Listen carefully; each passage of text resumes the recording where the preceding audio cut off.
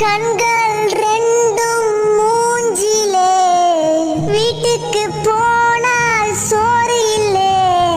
Kitchen முழுக்கா தேடினேன், குண்டால கைய விட்டு நோண்டுனேன். இது நியாயமா? வயிறு காயுமா? 2 தோசையாச்சு சுட்டு போடுமா? நல்ல சோறு வீட்ல துண்ணு ரொம்ப நாள் ஆனதே. 4 நாளா பட்னியாயிருந்து வயிறு வெந்து போனதே. கறி குழம்பும் போனது, மீன் குழம்பும் போனது, சாம்பார துண்ணு புட்டு வாடினேன். பிரியாணி போனது, குஸ்காவும் போனது, தண்ணிய குச்சி புட்டு தூங்கினேன். ரசமே